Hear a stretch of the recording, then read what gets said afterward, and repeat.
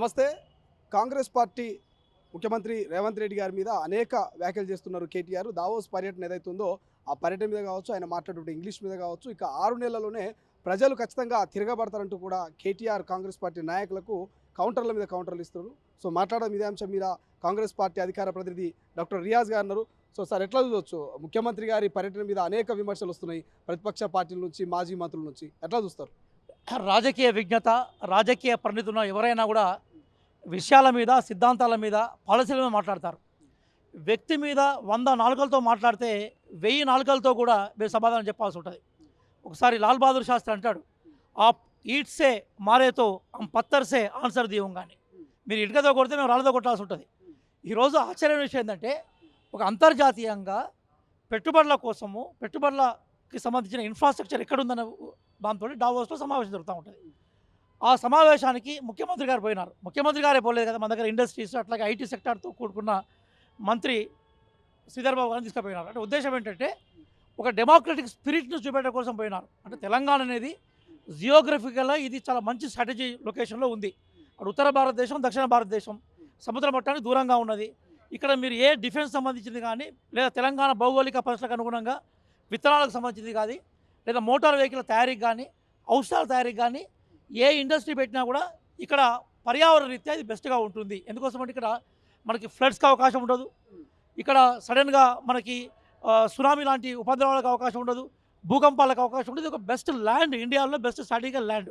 అందుకోసమే 1952లో ఉన్న గోర్వాలా కమిటీనే భారతదేశంలో అభివృద్ధి చెందాల్సిన లక్ష్యాలన్నీ కూడా ఉన్న ప్రాంతం ఏదైతుందో అది హైదరాబాద్ రాష్ట్రం అని చెప్పింది. 2014లో ఈ రాష్ట్రాన్ని ఏర్పాటు చేస్తూ ఉన్నప్పుడు ఈ రాష్ట్రాన్ని మిగులు రాష్ట్రంగా తెలంగాణ రాష్ట్రాన్ని ఇచ్చిన ఘనత కాంగ్రెస్ పార్టీకి ఉన్నది.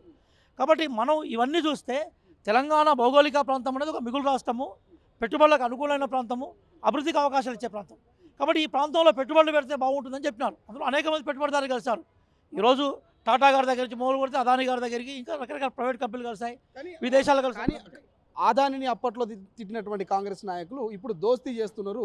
ఇదేందనేది కేటీఆర్ వ్యాఖ్యలు. ఎట్లా చూడవచ్చు? ఇక్కడ ఒక విషయం గుర్తుపెట్టుకున్నది అంటే, పాలసీ పరంగా, అంటే ప్రభుత్వ పాలసీ పరంగా అదానీ అట్లాగే అంబానీ బీచ్ మే ప్రధాన స్లోగన్ మేము ఎప్పటికీ కట్టుబడి ఉన్నాం. మనం కేంద్ర ప్రభుత్వం ఏం చేస్తూ ఉందంటే, పెట్టుబడిదారులకు సంబంధించిన స్వర్గదానంగా భారతదేశాన్ని మార్చే ప్రయత్నం చేస్తూ ఉన్నది. ఆ నేపథ్యాన్ని మేము వ్యతిరేకిస్తాం. రాహుల్ గాంధీ గారి ఐడియాలజీ మా ఐడియాలజీ. అదే సందర్భంలో ఏ కేంద్ర ప్రభుత్వం పెట్టుబడులతోటి ఈరోజు అదానీ గ్రూప్ ఉందో ఆ గ్రూప్ ఇక్కడ కొన్ని పెట్టుబడులకు తీసుకొచ్చినప్పుడు ఇక్కడ కొన్ని ఉపాధి అవకాశాలు పెట్టే అవకాశం ఉంటుంది. కానీ అదే సందర్భంలో అదానికి మేము ఇస్తున్న స్పెషల్ రాయితీలు లేవు, అట్లాగే అదానీ పాలసీలను మేము అంగీకరిస్తున్నది లేదు. అదే సందర్భంలో ఆ పెట్టుబడి ద్వారా ఇక్కడ ఉపాధికి సంబంధించిన అవకాశాలు ఉన్నప్పుడు వాటికి సంబంధించిన విషయాల మీద పరిశీలన చేస్తూ ఉన్నాం. ఇది సిద్ధాంతాల ప్రతిపదిగా రాజీపడడం కాదు. ఒక రాష్ట్ర ప్రభుత్వం తన అభివృద్ధికి సంబంధించిన ఇష్యూస్ని తీసుకున్నప్పుడు ఆ కోణం తీసుకుంటూ ఉంటుంది. అట్లా అనుకుంటే కేరళలో కమ్యూనిస్ట్ పార్టీ గవర్నమెంట్ కూడా ఆ విషయాలను చేసింది. మొన్న దాకా తమిళనాడు గవర్నమెంట్ కానీ, అంతకుముందు ఉన్న టీఆర్ఎస్ గవర్నమెంట్ కానీ దాని బేసిక్ ఇన్ఫ్రాస్ట్రక్చర్ పెట్టింది వాళ్ళు. అదానితో మొట్టమొదటిసారిగా చర్చలు చేసే ప్రభుత్వం ఏది? టీఆర్ఎస్ ప్రభుత్వం కాదా? అది చర్చ కాదు.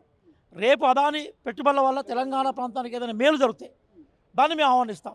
పాలసీ పరంగా పెట్టుబడిదారీ విధానాన్ని పూర్తిగా సపోర్ట్ చేసే కేంద్ర ప్రభుత్వ విధానాన్ని వ్యతిరేకిస్తూ ఉంటాం. ఇక్కడ చర్చ ఏంటంటే, వీళ్ళు ఏమన్నారు, మేము మొత్తం బంగారు పల్లెలంలో పెట్టి ఈ తెలంగాణ రాష్ట్రం ఇచ్చారు కదా, ఎంత హాస్యాస్పదం. మీరందరూ 2 పత్రాలు చూశారు కదా, ఒకటి శ్వేతపత్రం చూశారు, ఇంకోటి శ్వేతపత్రం చూశారు. శ్వేతపత్రంలో ఏమున్నది? ఈ ప్రభుత్వం ఒక మింగిన వెలగపండును మిగిల్చిపోయింది.